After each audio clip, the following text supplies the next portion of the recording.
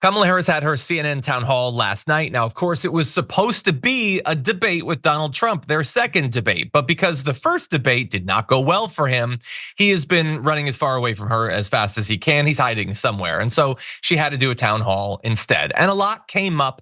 But the big story of the week, I guess, is Trump's former chief of staff, John Kelly, Marine general, saying that Trump had praised Hitler and was a fascist to his core. Obviously, that came up, and here's what she had to say. You've quoted General Milley calling Donald Trump a fascist. You yourself have not used that word to describe him. Let me ask you tonight, do you think Donald Trump is a fascist? Yes, I do. Yes, I do. And I also believe that the people who know him best on this subject should be trusted. So look, I mean, a lot of people have thrown that word around about Donald Trump for some time. You don't generally expect the other presidential candidate to, because obviously everyone other than Donald Trump in American politics is held to standards of decorum that he literally never has been. But in particular, you might not expect that Kamala Harris. She's a pretty guarded sort of Democrat. She doesn't want to rock the boat that much, but I don't disagree with her. And we're going to discuss. I want to give you a little bit more of her thoughts about Kelly and others warning us about Donald Trump. Listen to that. I think one has to think about, why would someone who served with him, who is not political, a 4-star Marine general, why is he telling the American people now? And frankly, I think of it as he's just putting out a 911 call to the American people.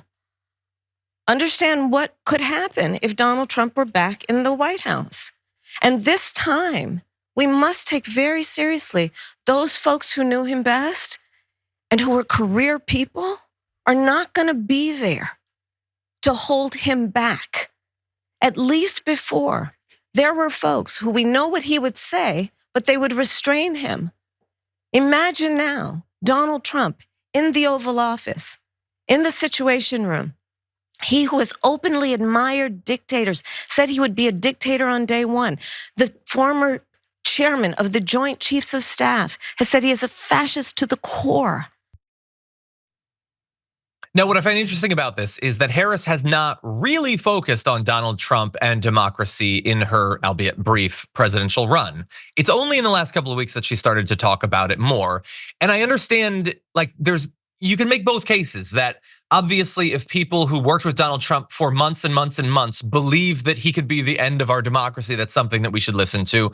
I understand a lot of other people believe that she should be focusing on the other issues that people put at the top of their priority list, the economy and those sorts of things. A storm is tearing up the digital media industry. Only our audience can save us in these difficult times. Help us reach our goal of 100,000 new members at tyt.com/team. I don't know, I definitely think it needs to be a part of the conversation, and I certainly don't disagree with her or Kelly here, but Trae, I'm curious what you think about this. I mean, maybe it's just because I also tend to land on, the position of however you feel about whatever, as long as you're remotely sane, you should recognize that Donald Trump would be worse for that thing. Like, there's a divide on the left right now and has been for a while, a lot of, especially with Gaza and things of that nature, but I've never really understood it because I've always been like, look, at the end of the day, it is kind of a binary choice, whether you like that or not. One of these two people is gonna emerge victorious, and he is worse about all of the things that you care about objectively, and I feel like that should matter. That's like my own position, and I guess because that's my position, I feel like I understand why she's doing that here in the home stretch, because I think that she probably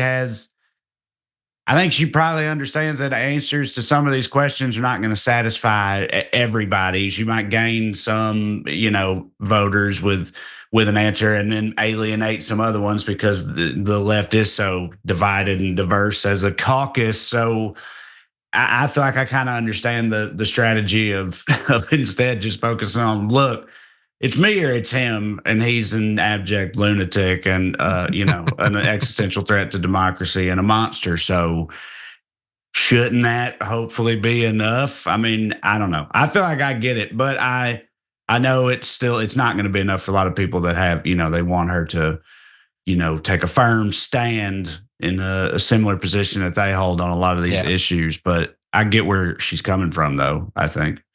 Yeah, I get it. I mean, look, at the end of the day, like you invoked the idea that it is going to be one or the other, and that affects so many different things. Like there's all of these things that should be just like you can't be president if you've done or said these things. And yet, while I do believe that, I also know that there's a bunch of people on the other side that they have things they would cite about Harris that they feel are the same. I don't agree with that. And it is difficult because at the end of the day, you do have to choose one of the two. And I don't know, everybody has different things that are super important to them politically.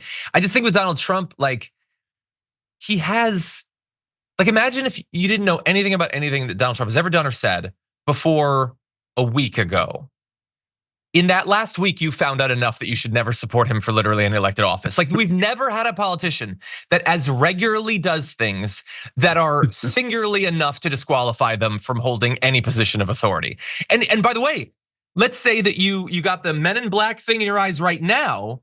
Between now and Monday morning, there will be new things that will be should disqualify him from holding office. And it's super weird that it doesn't seem to matter that like his former chief of staff, which is basically like, for people who maybe follow pop culture more than politics, it's like the hand to the king, who worked with him for a year and a half and believes that he's a fascist who does not understand anything about America and doesn't care about America, doesn't care about those who've served in our armed forces. It's super weird that doesn't bother more people.